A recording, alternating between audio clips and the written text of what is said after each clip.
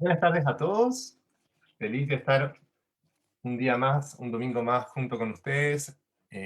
Aunque ya llevamos un año reuniéndonos por internet. Pero como hemos estado hablando en esta reunión, Dios ha sido muy bueno con nosotros. Nos ha permitido vernos, nos ha permitido compartir de la palabra. Estamos tan agradecidos por eso. Y qué mejor manera de honrar ese amor del Señor que es seguir escuchando de su palabra. Y como hace unas semanas comenzamos, estamos en una serie estudiando Génesis. Génesis, y esta serie se ha titulado En el principio. Y ya pasamos por el capítulo uno, 2 y 3. Vimos la creación, vimos también en particular al hombre y su rol en la creación, su relación con la mujer.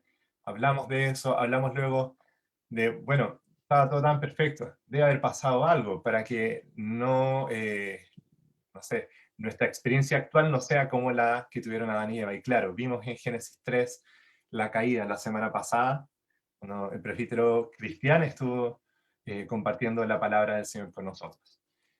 Y hoy entonces vamos a empezar a explorar el capítulo 4 y vamos a estar viéndolo en 2 semanas. En 2 semanas. Vamos a estar viendo en este capítulo de los versículos 1 al 16 esta semana y la próxima semana los versículos del 17 hasta el 20,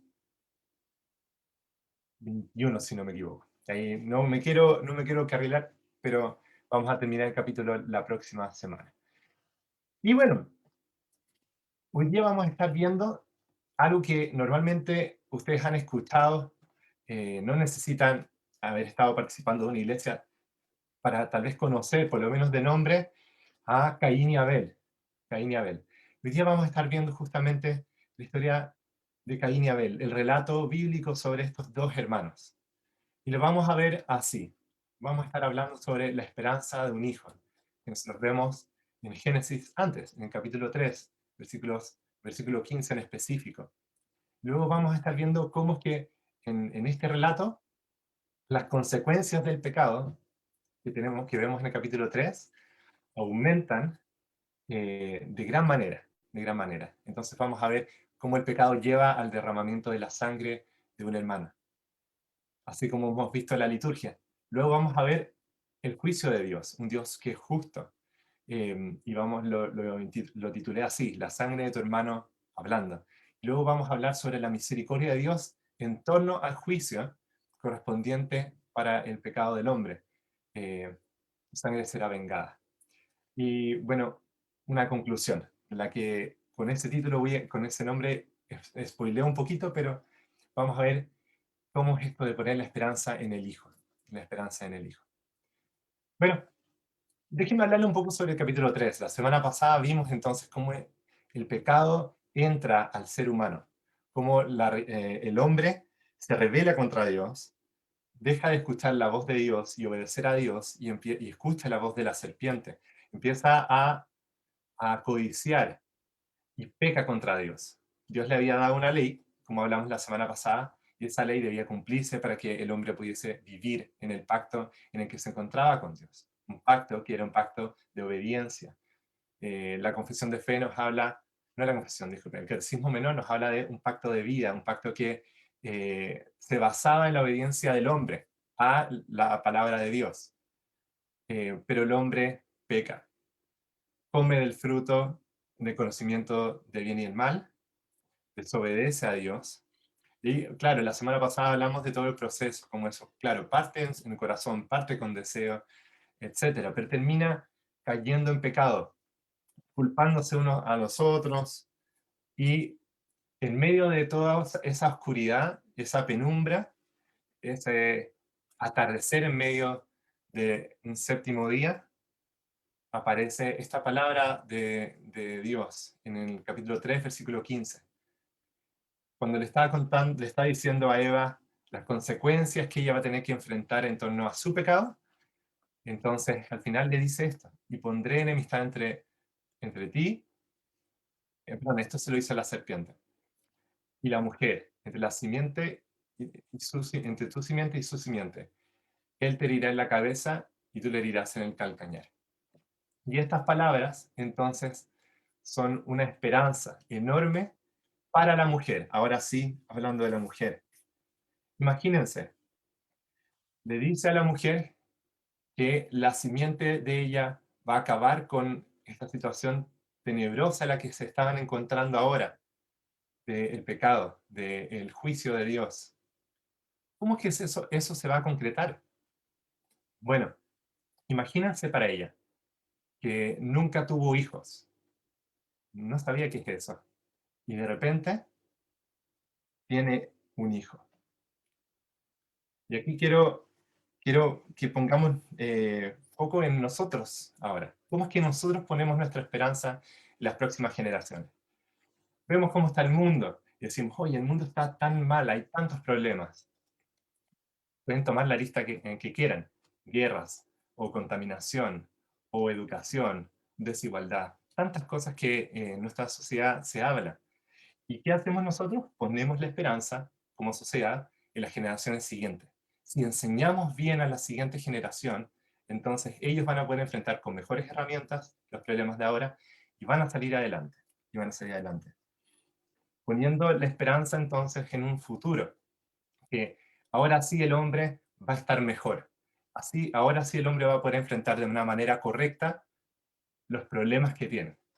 Y ahí saltan temas como igualdad, como tener al mundo unido, etcétera.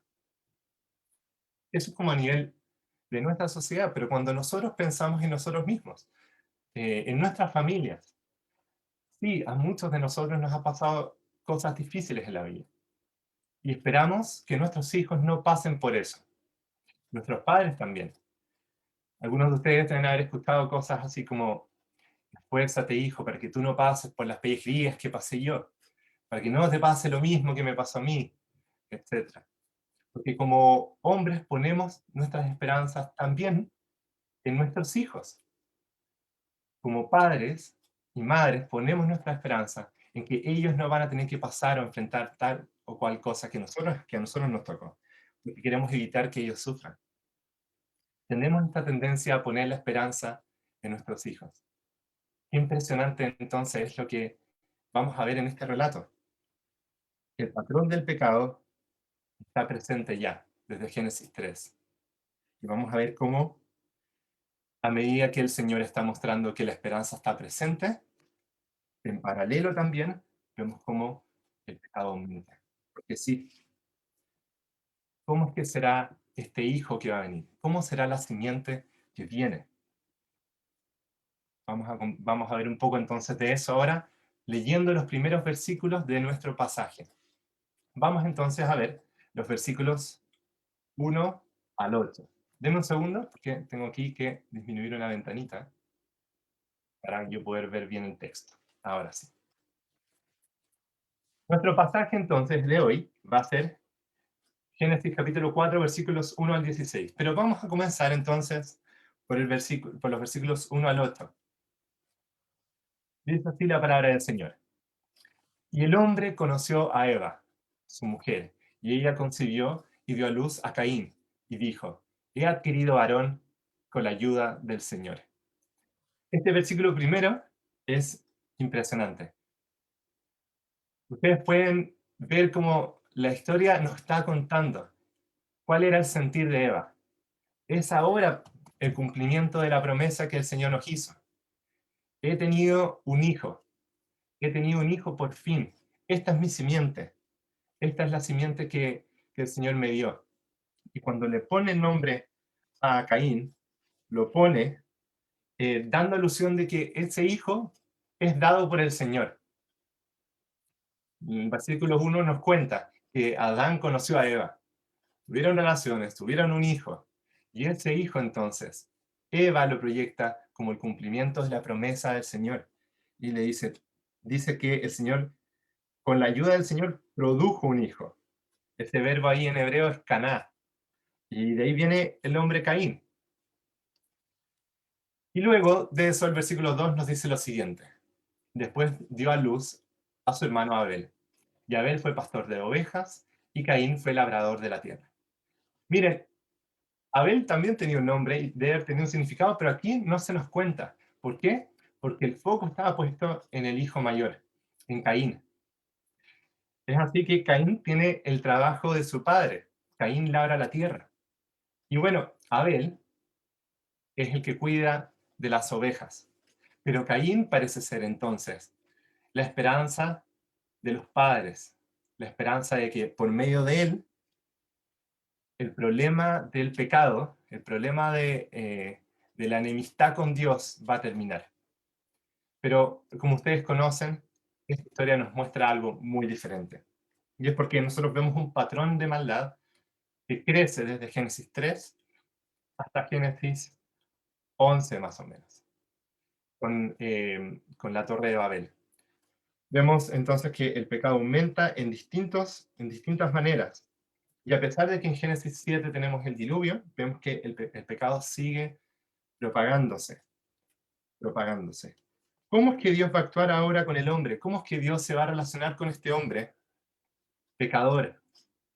¿Cómo es que Dios va a mostrar su carácter y va a cumplir esa promesa de Génesis 3:15 con el hombre en estas condiciones? Bueno, eso es lo que vamos a empezar a ver en los capítulos que siguen. Pero aquí tenemos toda la esperanza de unos padres puesta en sus hijos, igual que nosotros mismos. Hoy día veíamos una foto que le sacábamos a Sebastián y veíamos cuán grande está nuestro segundo hijo, cómo ha ido creciendo, y cómo ya parece más niñito que guagua. Y uno va poniendo toda la confianza en lo que el Señor está haciendo, claro, pero pensando, wow, este niño no tiene límites, ¿qué podría llegar a ser de él? Y todos los papás sueñan así. Caín entonces era de igual manera para sus padres, pero la historia nos cuenta algo muy distinto. Versículo 3 en adelante nos cuentan el relato de un relato muy triste, un relato muy oscuro en medio de este capítulo, en medio del pecado. Versículo 3 en adelante dice, y aconteció que al transcurrir el tiempo, o sea, ambos ya eran grandes, Caín trajo al Señor una ofrenda del fruto de la tierra. También Abel, por su parte, trajo de los primogénitos de sus ovejas y de la grosura de los mismos.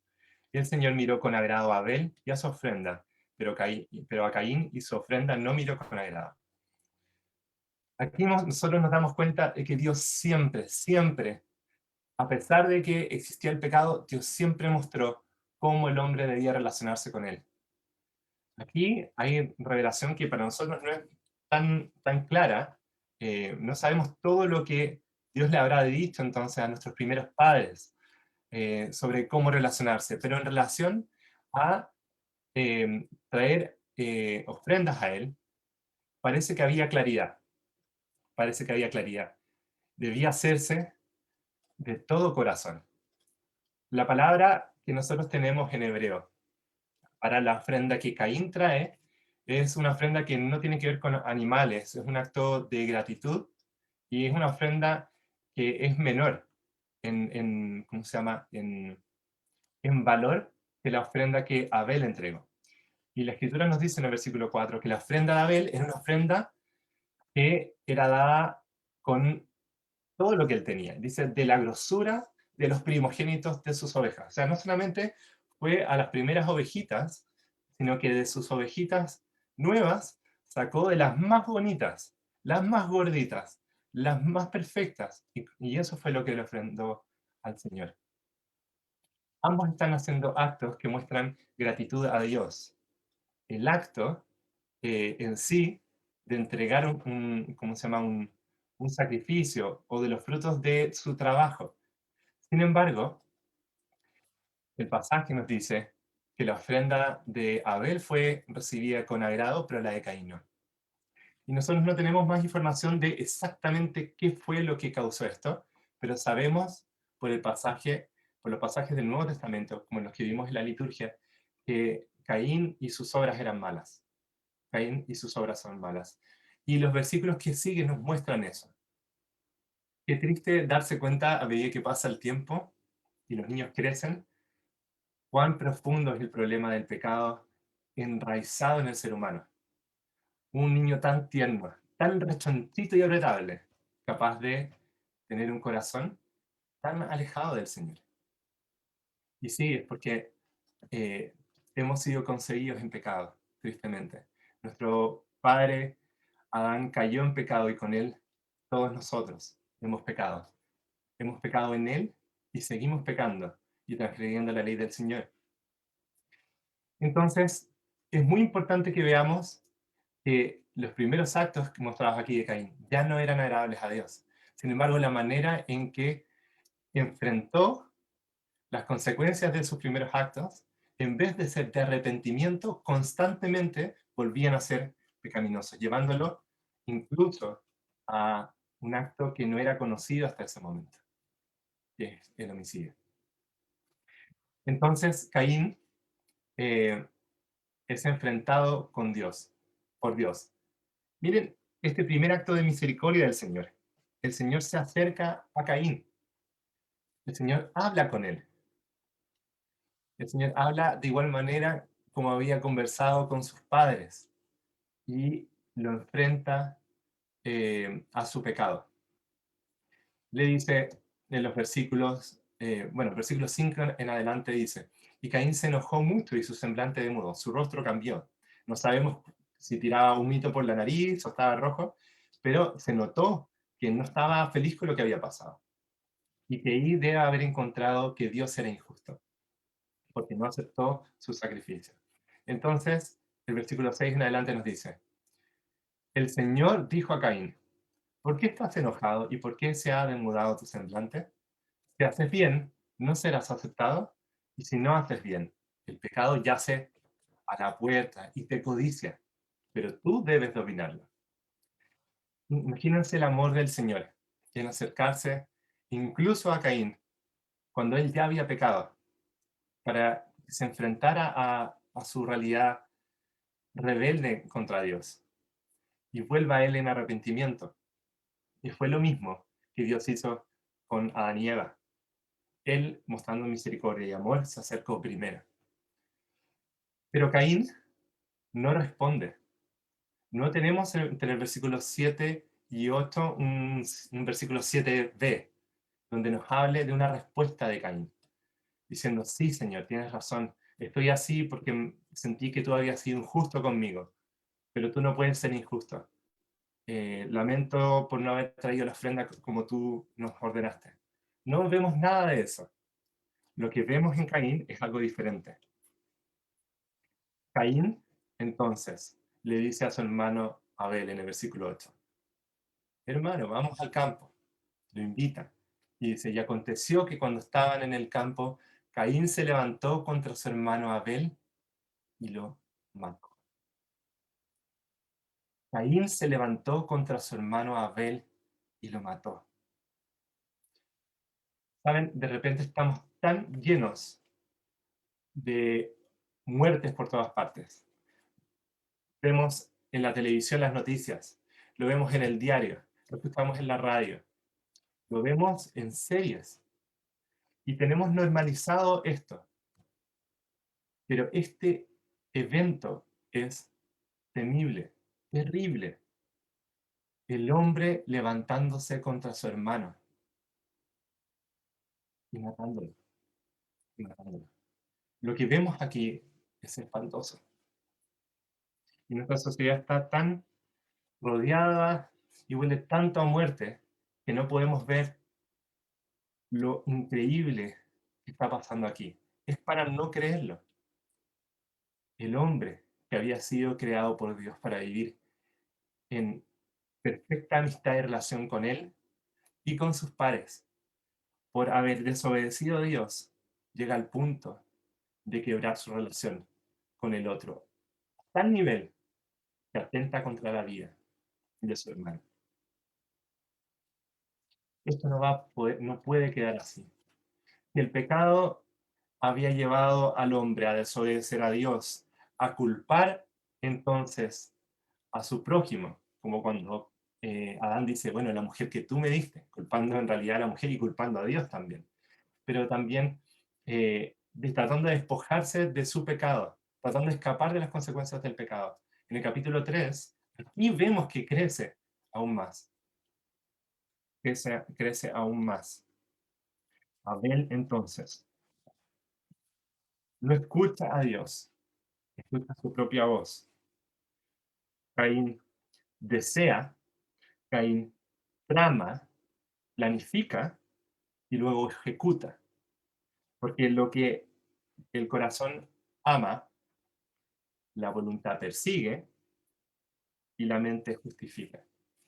Y llega al punto entonces de quitarle la vida a su hermano. Pero Dios no deja esto así. Dios trae juicio al pecado de Caín.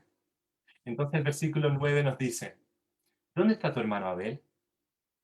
Y él respondió, no sé. ¿Soy yo acaso guardián de mi hermano?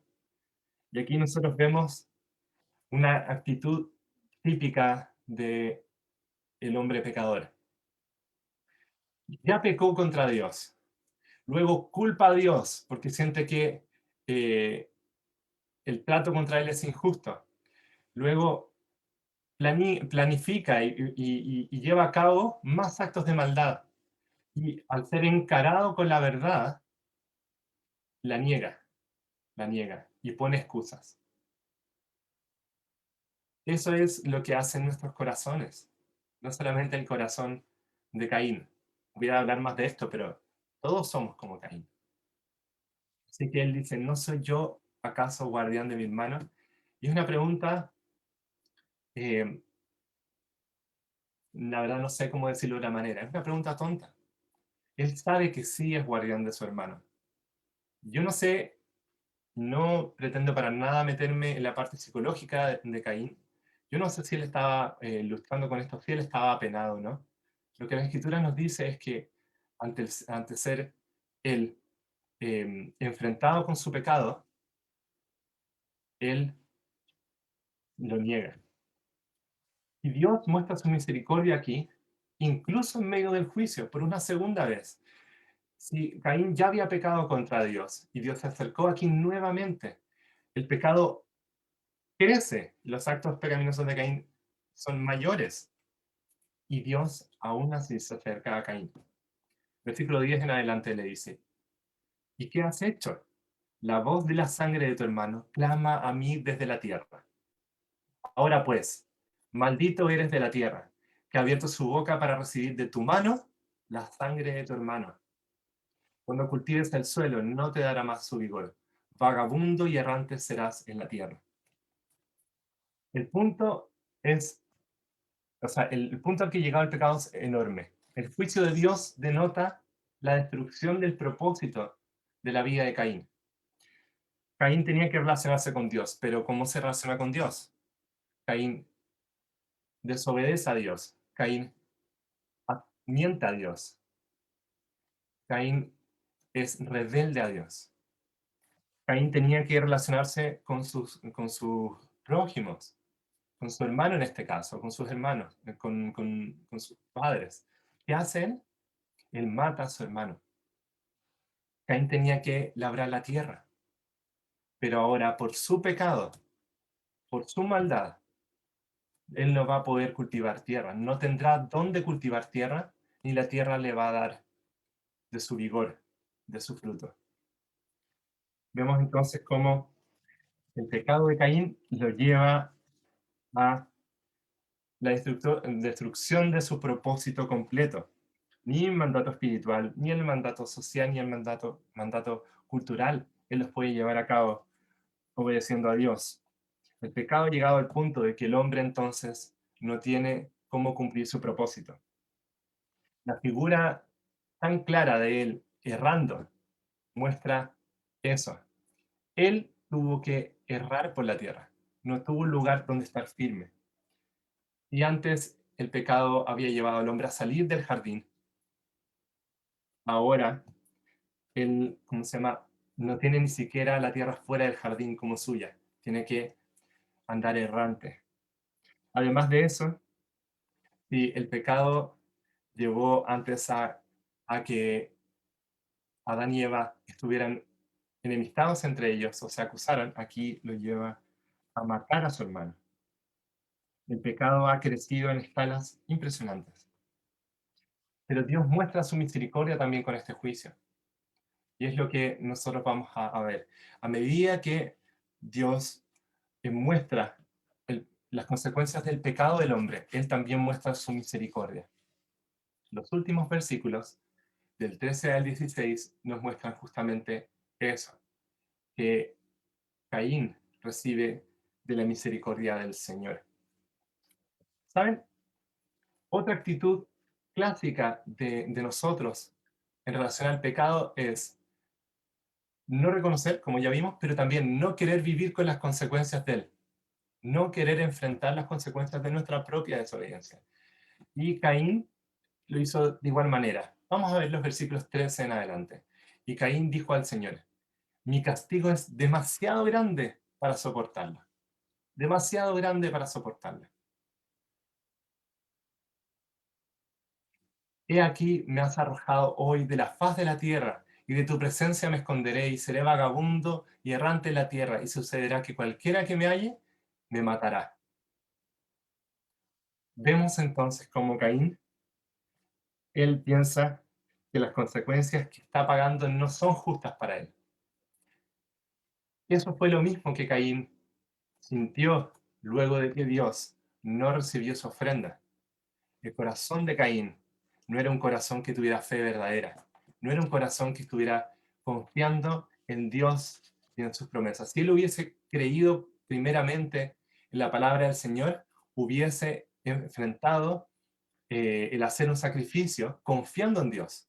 ¿Por qué? Porque eso demuestra entonces que su confianza está puesta en que Dios entregó una forma eficaz para relacionarse en paz con él. Pero no creyó de esa manera, no fue obediente. Y aquí, luego de enfrentar las palabras, el juicio de Dios para su maldad, Caín las enfrenta considerando que Dios nuevamente es injusto. Nosotros decimos, ¿por qué en este mundo hay tanta maldad? En el fondo normalmente estamos diciendo esto. El castigo por el pecado es demasiado grande para soportarlo.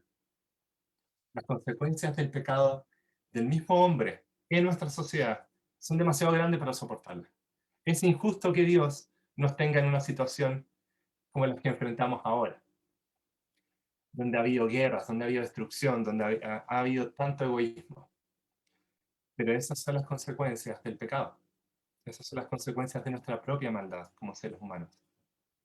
Ninguno tiene derecho a pararse ante Dios y decirle, Señor, qué injusto eres por tenernos así. Caín podría haberse apegado a la misericordia, al carácter misericordioso de Dios aquí. Sí, Señor, tú eres justo, tú eres justo. Yo merezco el castigo que tú me has dado. Gracias, Señor, por no quitar mi vida. Gracias, Señor, por permitirme vivir. Gracias, Señor, por eso. Pero no, Caín no hizo eso. Caín mostró el corazón que nosotros mostramos ante Dios muchas veces. Decir, no, no es justo lo que me está pasando. Pero miren la mano del Señor nuevamente. Una vez más muestra su misericordia. Entonces, dice el versículo 15, el Señor le dijo, no será así, pues cualquiera que mate a Caín 7 veces sufrirá venganza. Dios está poniendo una ley aquí contra el asesinato, contra matar a otra persona, en particular contra Caín aquí. ¿Y qué hace? Dice, y puso el Señor una señal sobre Caín, para que cualquiera que lo hallase no lo matara. Y salió Caín de la presencia del Señor y se estableció en la tierra de Nod, al oriente del Edén. Algunos dicen que Nod es una palabra como para la tierra de nadie, es como que se fue muy lejos. Pero se nos dice que él se trató de establecer al oriente del Edén. Y el Señor le mostró su misericordia poniendo en su frente tal vez o sobre él en su cabeza, no sabemos, una señal para que la gente lo reconociera, para que no hubiese mal sobre él de nuevo. Él tendría entonces que pagar el juicio que Dios puso ante él, o sea, las consecuencias de su maldad, eh, pero Dios mostró su misericordia de igual manera. ¿Qué vemos en estos versículos? ¿Qué hemos visto en estos versículos? Hemos visto cómo el pecado del hombre ha crecido. Las consecuencias de la maldad han llegado a niveles inesperados. Los versículos siguientes nos van a seguir mostrando eso, en el intento del hombre de crear una cultura alejada completamente de Dios. Pero sin embargo, en paralelo a que el pecado muestra un crecimiento, tanto en intensidad como entre todas las personas, vemos que la misericordia de Dios crece de igual manera. Vamos a ver entonces cómo Dios mantiene su promesa. Muchas veces nosotros pensamos que Dios va a actuar de una manera determinada y Dios decide actuar de otra. Y eso fue lo que le pasó a Adán y Eva con su hijo Caín. Pero en la historia de la revelación, este es, digamos, uno de los primeros pasitos. Este pasaje nos da mucha duda al respecto de cómo es que Dios va a llevar a cabo su promesa hecha a Eva. ¿No era por su hijo? ¿No era por su simiente? ¿Cómo es que Dios va a llevar a cabo esta salvación del hombre?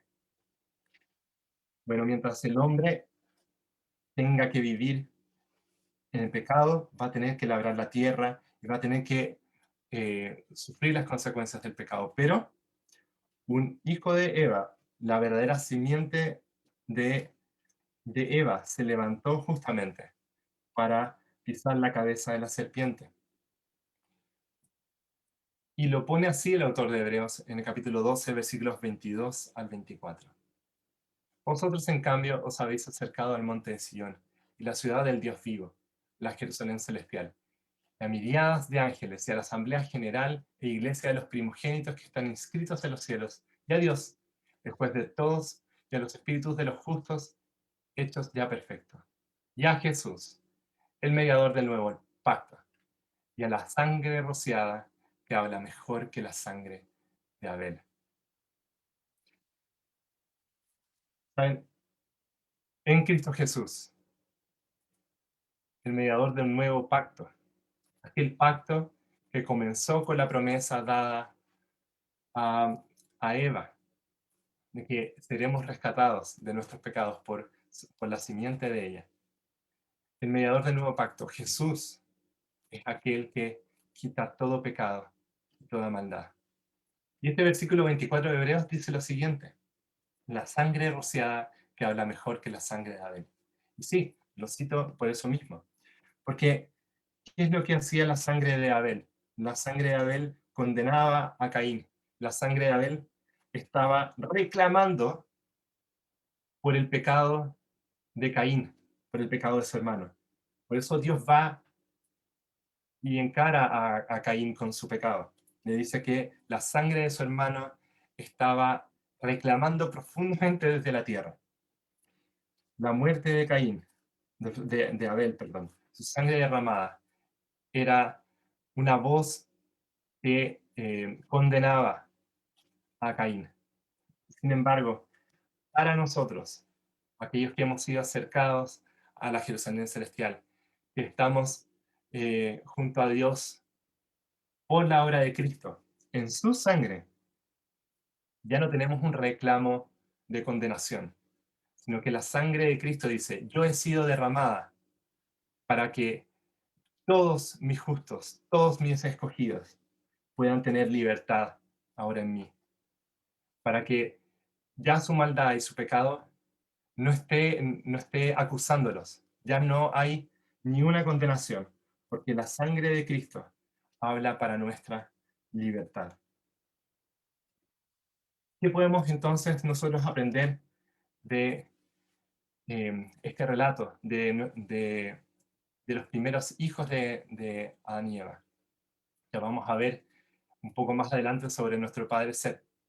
Pero, ¿qué debemos aprender de Caín y Abel? Bueno, el pecado crece en niveles inimaginables. Nosotros no somos tan malos cuanto podríamos ser. Incluso eh, las personas que no son creyentes, que no han sido redimidas, no son tan malas cuanto podrían ser. El pecado tiene potencial de destruir profundamente al hombre. El pecado quiere enseñorearse sobre el hombre. Todos somos, en ese sentido, en nosotros mismos como Caín. Tenemos el llamado de Dios a que nos pongamos por sobre nuestro pecado. a no escuchar a la tentación, pero no podemos. No podemos relacionarnos con Dios, con nosotros mismos. Así como Caín, el hombre solo obra de lo malo de su corazón. Pero por medio de Cristo y su sangre derramada, nosotros ahora podemos enfrentar la maldad del pecado. Ahora, no solamente podemos tener una actitud distinta a la que Caín tuvo, que cuando somos confrontados contra nuestra maldad, con nuestra maldad, nosotros podemos volver en arrepentimiento. Nosotros podemos actuar en Cristo Jesús correctamente. Cristo es el verdadero Hijo. Cristo es la verdadera simiente. Cristo no es el que toma la vida de su hermano. Cristo es el que muere por su hermano. Y eso es lo que estamos llamados nosotros a hacer también, como hemos visto en la liturgia en Primera de Juan. Cristo dio su vida por nosotros, para que nosotros fuéramos perdonados. Nosotros estamos llamados entonces no a vivir como Caín, que era egoísta, que sus obras eran malas y mató a su hermano, sino que vivir para que nuestro hermano pueda estar en paz, estar bien, ser bendecido. Que nosotros podamos ser una bendición para nuestro prójimo. Y eso es algo que solo podemos hacer por medio de Cristo. Por medio del Señor Jesús, nosotros tenemos al Espíritu Santo con nosotros constantemente. Al igual que Dios se acercó a, a Caín para que él enfrentara su maldad, imagínense lo increíble. Dios está con nosotros siempre, siempre, porque Cristo lo permitió. Estamos en presencia del Señor. El Espíritu Santo está con nosotros y Él nos hace enfrentar nuestra maldad. Así que no debemos actuar como Caín, pero no es por algo que nosotros podamos hacer. La verdad, el pecado sigue acusándonos y digamos Satanás en el fondo, sigue acusando de nuestra maldad, de los pecados que seguimos haciendo. Pero en Cristo Jesús nosotros podemos vivir una vida distinta, una vida de arrepentimiento, pero también una vida que cumple con aquellas cosas que son el propósito del hombre. Yo les decía que en el pecado de Caín, él no tuvo ni paz con Dios, ni hizo bien al hermano, ni labró la tierra como debía. Pero nosotros podemos vivir una vida para su gloria, en plena intimidad con el Señor, por la obra de Cristo, viviendo para bendición del hermano, no para su mal, y también trabajando la tierra y cuidándola, como el Señor nos llama, viviendo vías para su gloria, no por nosotros mismos, no por nuestra fuerza, sino por la fuerza y por la sangre de nuestro Señor Jesucristo. Los invito a orar. Amado Padre Celestial, te agradecemos, Señor, por esa sangre de Cristo Jesús, que fue derramada por la injusticia del hombre, igual como la sangre de Abel, pero que no habla para nuestra condenación, sino para nuestra salvación. Gracias, Señor, porque aquellos que hemos sido lavados con esa sangre tenemos una expectativa de vida distinta. Ya no somos errantes, sino que pertenecemos a un pueblo y somos parte de una gran ciudad. Somos del pueblo de Dios y somos de la Nueva Jerusalén. Ayúdanos, Señor, a vivir como ciudadanos tuyos de esta ciudad. Ayúdanos, Señor, a que en nuestro trabajo, en nuestras relaciones con las otras personas, por sobre todo, Señor, en nuestra relación contigo, en intimidad, Señor, podamos imitar a nuestro Señor Jesucristo, la verdadera simiente de la mujer.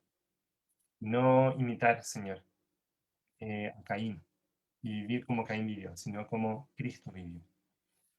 Ayúdanos, Señor, porque somos débiles. También el pecado está a la puerta y también está hablándonos, Señor, y quiere que nosotros nos entreguemos, Señor. Pero reconocemos que en nosotros mismos no hay fuerza, sino que solamente la hay en Cristo Jesús.